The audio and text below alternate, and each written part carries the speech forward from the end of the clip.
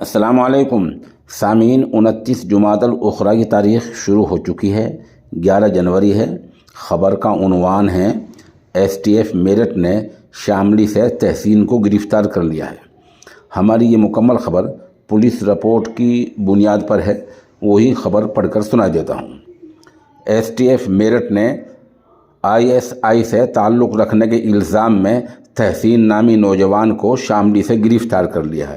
Police کے مطابق تحسین کافی دنوں سے فرار چل رہا تھا، اس کو کوتوالی پولیس کے حوالے کر دیا گیا ہے۔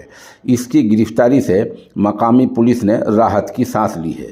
بتا دیں، شاملی کے محلہ نوکنواں میں رہنے والے 70 سالہ نفیس احمد اپنی 65 سالہ بیوی آمنہ اور 35 سالہ بیٹے کلیم کے ساتھ اپنے رشتہ داروں سے ملنے کچھ دن پہلے پاکستان گئے تھے۔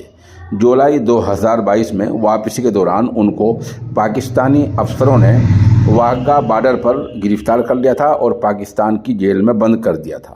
ان تینوں کو اگست 2023 میں پاکستانی جیل سے رہا کیا گیا تھا، جس کے بعد پاکستانی رینجرز نے گھر والوں کو واہگہ بارڈر پر بارڈر سیکورٹی فورس کے حوالے کیا تھا۔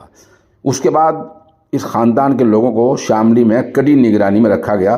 تاہم کچھ دنوں بعد STF نے پاکستان سے واپس آنے والے کلیم کو گرفتار کر لیا، جس سے پتہ چلا کہ کلیم اور اس کے بڑے بھائی تحسین ISI کے ایجنٹس تھے، جو کلیم اس وقت جیل میں ہیں۔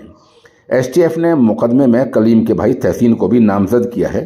اس کو غیر قانونی سرگرمیوں اور ISI کا ایجنٹ ہونے کے الزام میں مقدمے میں نامزد کیا گیا تھا، جو فرار چل رہا تھا۔